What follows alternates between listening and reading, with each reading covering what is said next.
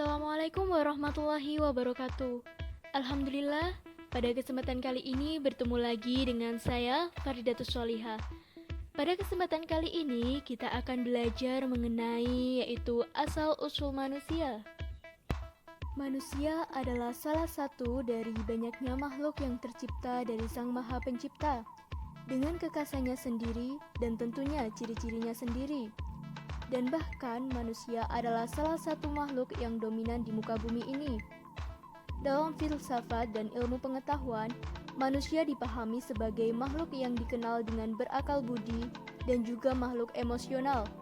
Dengan akal budinya, manusia mampu bekerja sama dan mewujudkan visi di kehidupan nyata. Dan dengan rasa emosionalnya, mereka mampu merasa dan bertindak dengan keadaan perasaannya itu. Asal-usul manusia menurut teori Charles Darwin. Charles Robert Darwin meletakkan landasan bagi teori evolusi modern dan prinsip garis keturunan yang sama, dengan mengajukan seleksi alam sebagai mekanismenya. Pernyataan Darwin mendukung bahwa manusia modern berevolusi dari sejenis makhluk yang mirip kera.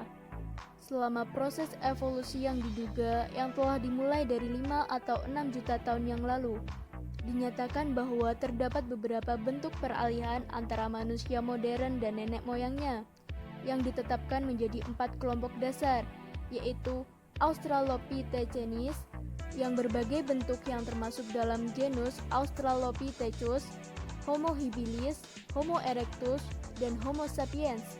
Para evolusionis menggolongkan tahapan selanjutnya dari evolusi manusia sebagai genus Homo, yaitu manusia. Menurut pernyataan evolusionis, makhluk hidup dalam kelompok Homo lebih berkembang daripada Australopithecus dan tidak begitu berbeda dengan manusia modern. Manusia modern saat ini yaitu spesies Homo sapiens dikatakan telah berbentuk pada tahapan evolusi paling akhir dari genus Homo ini.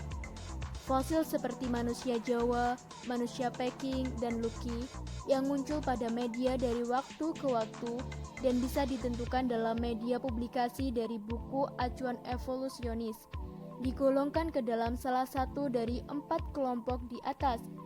Beberapa bentuk peralihan yang diusulkan dulunya seperti Ramapithecus harus dikeluarkan dari rekaan pohon kekerabatan manusia setelah disadari bahwa mereka hanyalah kera biasa. Anggapan ini sejatinya perlu dikritisi.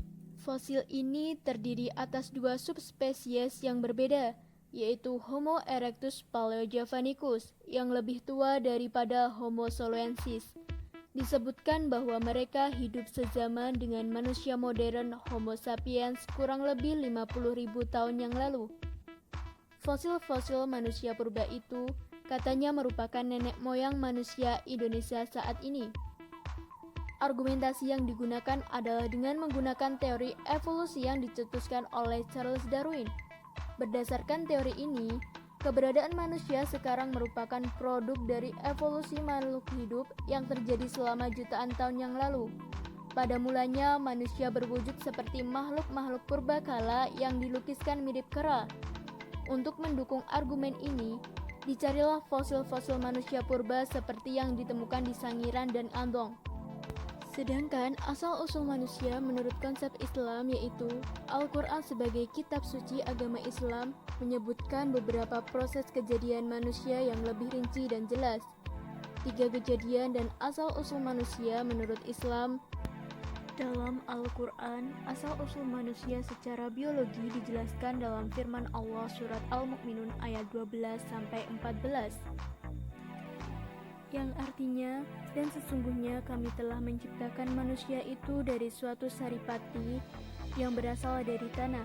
Kemudian kami jadikan saripati itu air mani yang disimpan dalam tempat yang kokoh atau rahim. Kemudian air mani itu kami jadikan segumpal darah. Lalu segumpal darah itu kami jadikan segumpal daging, dan segumpal daging itu kami jadikan tulang belulang. Lalu tulang belulang itu kami bungkus dengan daging. Kemudian kami jadikan ia makhluk yang berbentuk lain. Maka Maha Suci Allah, Pencipta yang paling baik. Surat Al-Mu'minun ayat 12-14. Visi Islam tentang sejarah manusia dipaparkan dalam Al-Quran. Al-Quran adalah sumber sejarah yang diyakini kebenarannya oleh umat Islam. Islam memandang manusia bukan hanya terdiri dari unsur fisik, tetapi juga unsur jiwa. Manusia bukan hanya terdiri atas daging dan tulang belulang, tetapi manusia juga memiliki ruh yang berasal dari Allah. Manusia sendiri diciptakan sebagai makhluk sosial yang dimana harus menerima dan menyesuaikan diri dengan unsur-unsur kebudayaan yang berupa cara bersikap, bertindak, dan berinteraksi dalam masyarakat sesuai norma-norma yang berlaku dalam masyarakat tersebut. Sekian video dari saya, semoga video ini bermanfaat. Wassalamualaikum warahmatullahi wabarakatuh.